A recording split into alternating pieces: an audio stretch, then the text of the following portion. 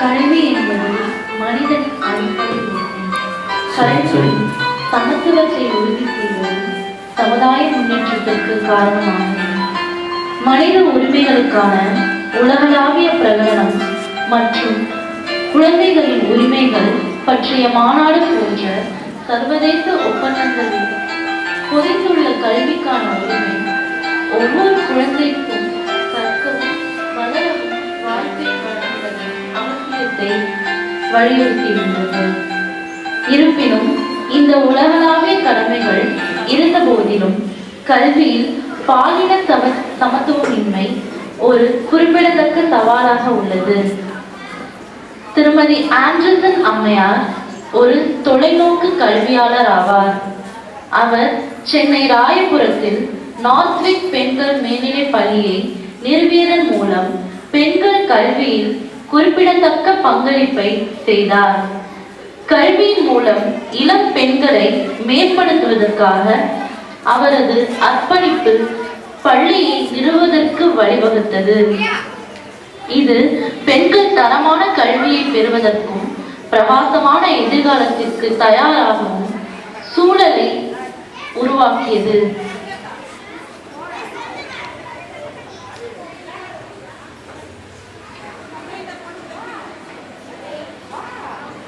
ஆயிரத்தி 1847 ஆண்டு அக்டோபர் மாதம் 20ஆம் தேதி இந்து மதத்தில் இருந்த கிறிஸ்துவ மதத்தை தழுவிய யோவன்னா, ரூத், லிடியா, ரேச்சல், எலிசபெத் என்ற 5 பெண்களுக்கென்று ஒரு விடுதியுடன் இணைந்த பள்ளியாக இப்பள்ளி திருமதி ஆண்டர்சன் அம்மையாரால் நிறுவப்பட்டது.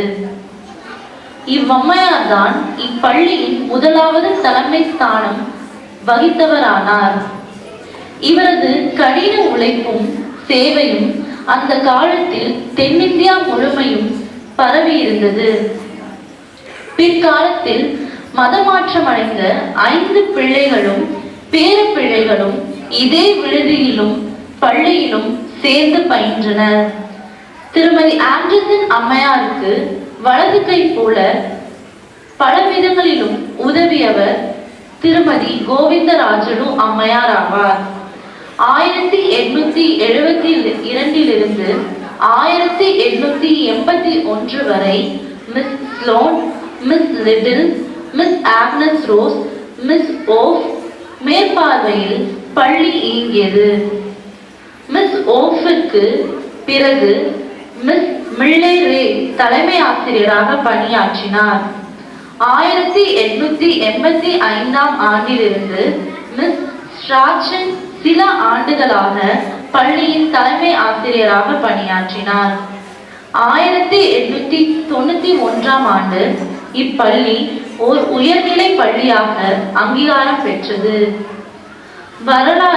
வரலாறு மீண்டும் ஒரு முறை திரும்ப வருகிறது. அசல் கதையை உங்களுக்கு நினைவூட்ட, பெத்லகேம் என்ற தாழ்மையான நகரத்தில் நட்சத்திரத்தின் ஒளியில் ஒரு குழந்தை பிறந்தது. ஒரு அரண்மனையில் இல்ல, ஆனால் ஒரு எளிய தொழுவத்தில். அவரது தாயார் மேரி ஒரு ராணி அல்ல, அவரது தந்தை ஒரு ஆட்சியாளரும் இல்லை. ஆனால் இந்த குழந்தை பெரிய விஷயங்களை பற்றிய வாக்குறுதியை அவருக்குள் சுமந்தது.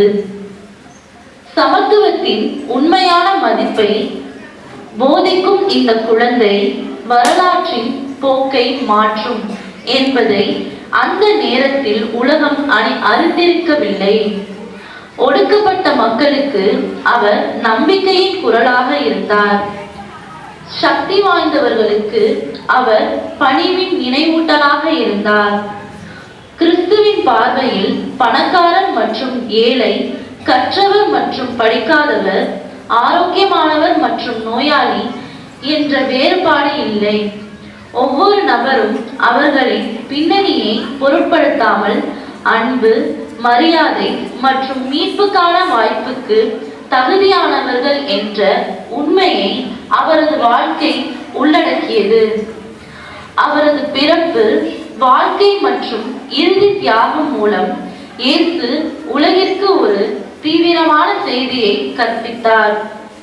சமத்துவம் என்பது அந்தஸ்து அல்லது செல்வத்தால் வருவது அல்ல, மாறாக அனைத்து மனித குலத்தையும் ஒன்றாக இணைக்கும் தெய்வீக அன்பால் வருவதாகும். அந்த தருணத்திலிருந்து அவரது மரபு பல நூற்றாண்டுகளாக எதிரொலிக்கும். ஒவ்வொரு நபருக்கும் அவர்களும் தம் தகுதியானவர்கள் மற்றும் நேசிக்கப்படுகின்றார்கள் என்பதை நினைவூட்டுகிறது. இயேசு கிறிஸ்துவின் பிறப்பில் எழுச்சியும் ஒரு மத கதையின் ஆரம்பம் மட்டுமல்ல, இது அனைத்து மனித குலத்திற்கும் உண்மையான சமத்துவத்திற்கான அழைப்பின் தொடக்கமாகவே இருந்தது. பெண் கல்விக்காக திருமதி ஆண்டர்சன் அம்மையார் அர்ப்பணிப்பு கிறிஸ்துவின் தன்னலமற்ற கிருபையை எதிரொலித்தது. அவரது எல்லையற்ற அன்பு தாழ்த்தப்பட்டவர்களை உயர்த்தியது. அவரது கைகள் கற்பித்தலை ஊக்கப்படுத்தியதோடு மட்டுமல்லாமல் ஒரு நேரத்தில் ஒரு ஆன்மாவை அறிவு மற்றும் நம்பிக்கையின் ஒளியுடன் மேம்படுத்தி இன்று வரை பள்ளியின் பொன்மொழியை கடைபிடிப்பது சேவை பெறுவதற்கு அல்ல, சேவை செய்யவே. இந்த புகழ்பெற்ற பள்ளியை கொண்டாடுவதில்